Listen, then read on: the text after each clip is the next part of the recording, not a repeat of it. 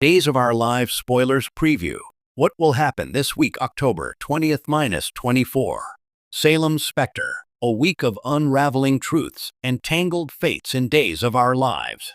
The crisp autumn air in Salem isn't just carrying the scent of falling leaves. It's thick with the ghosts of the past, the desperation of hidden agendas, and the fragile hope of redemption.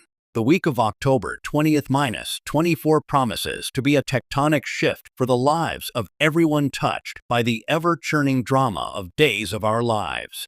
As the veil between worlds grows thin, so too does the patience of secrets long buried. This is not just another week in Salem. This is the prelude to an explosion that will redefine families, shatter alliances, and force our heroes and villains to stare into the abyss of their own choices. The Devil's Due, a reckoning for Johnny and Chanel. The idyllic romance of Johnny and Chanel, once a beacon of youthful passion, now flickers under the oppressive shadow of Johnny's demonic possession. What began as a twisted game has escalated into a life-or-death crisis for Chanel.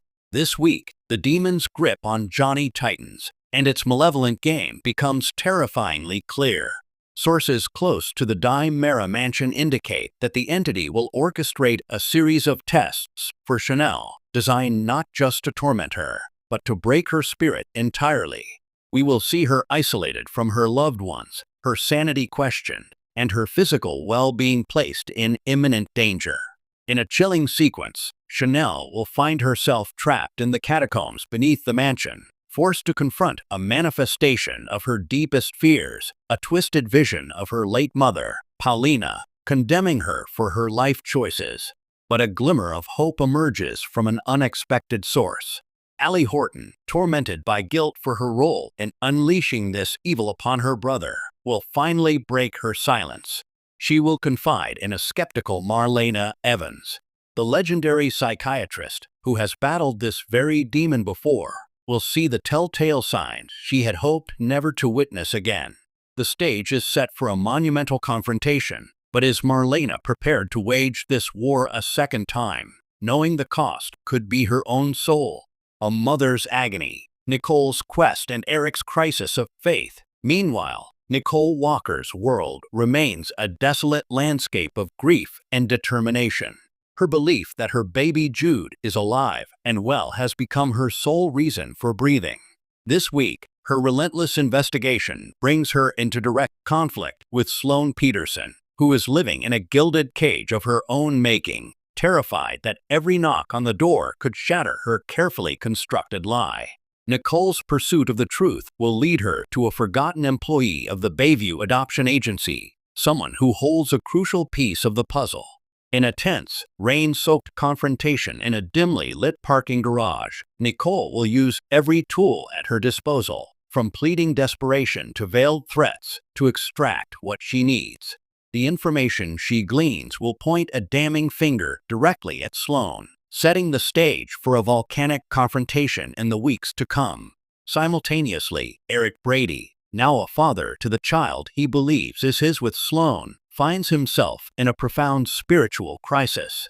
The joy of fatherhood is marred by a deep, unsettling feeling that something is fundamentally wrong. He will turn to the one person he has always trusted for guidance, his God. In a raw and powerful scene within the hallowed silence of the Horton Town Square Church, Eric will kneel not in prayer, but in anguish, questioning the very foundations of his faith. "Why would you bless me with this miracle?" he will cry out, "only to fill my heart with this dread." This crisis of conscience will cause him to pull away from Sloane, whose frantic attempts to maintain their happy facade only deepen his suspicions. The Pawn's Gambit, Clyde's web, and Ava's dangerous alliance. In the underworld of Salem, Clyde Weston continues to prove he is a master puppeteer. With E.J. Mera increasingly in his debt, Clyde decides it's time to call in a marker. His demand is as simple as it is dangerous. Use the resources of Mera Enterprises to facilitate a new, high-stakes drug shipment coming into Salem. E.J., trapped between his corporate empire and his criminal obligations, will be forced to make a choice that could permanently stain the Mera legacy. This power play does not go unnoticed. Rafe Hernandez, whose instincts are screaming that Clyde is up to something, finds his investigation stonewalled at every turn. His frustration mounts as he senses a shadowy force, EJ, protecting Clyde from the law. This will lead to a blistering showdown in the police commissioner's office, where Rafe will accuse EJ of being in bed with Salem's worst element, a charge EJ will deflect with smug, legalistic precision. But the most dangerous variable in Clyde's equation is Ava Vitale. Having secured her freedom through blackmail, Ava now finds herself in a precarious dance with the devil. Clyde, impressed by her ruthlessness, proposes they move from a temporary truce to a permanent partnership. He offers her a slice of his empire, a chance to wield real power again. Torn between the allure of that power and the terrifying reality of being bound to a man like Clyde, Ava must decide if she is truly a queen or merely a pawn in a much larger, deadlier game. Her decision will send shockwaves through the entire criminal ecosystem of the town. John and Steve, a brotherhood forged in fire, tested by memory. The search for John Black's missing niece, Teresa, has led the beloved hero and his best friend, Steve Patch Johnson, to a remote, fog-shrouded town on the coast of Maine. This week, their mission takes a startling turn. Following a lead from a grizzled local fisherman, they break into a dilapidated waterfront warehouse, only to find it isn't just a holding facility, it's a makeshift lab.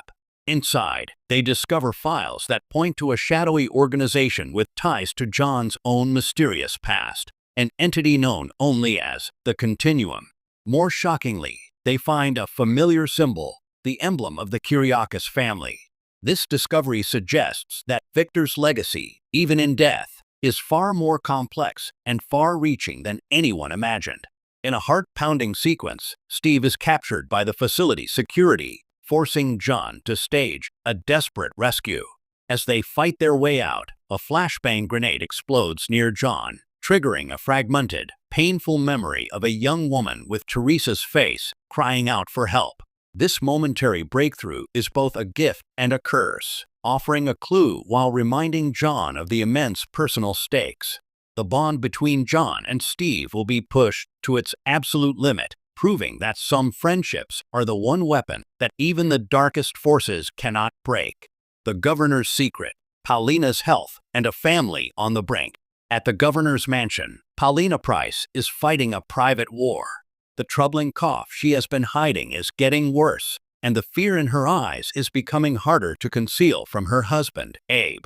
This week, after a dizzy spell causes her to collapse during a press conference, the truth can no longer be hidden. Abe's world is shattered as he rushes to her side. The diagnosis, delivered in a hushed tone by a grim-faced doctor, is severe. Paulina is suffering from a rare and aggressive pulmonary condition, one that will require immediate and aggressive treatment. In a scene of profound tenderness and heartbreak, Paulina and Abe will hold each other, the weight of their future bearing down on them. Paulina, ever the fighter, will vow to beat the illness, but her fear is palpable. This health crisis will force a fractured family to confront what truly matters. Lonnie, released from prison and trying to rebuild her life, will return to her mother's side, the past grievances between them melting away in the face of potential loss. Trask, ever the pragmatic rock, will be seen with tears in her eyes, her stoic facade crumbling. The Price Carver family is about to embark on its most difficult battle yet, a poignant reminder that in a town of supervillains and demons, the most formidable adversary is often our own mortality. As the sun sets on Salem this week, no one will be left untouched. The battle between heaven and hell escalates, the search for a stolen child narrows, and the foundations of power begin to crack.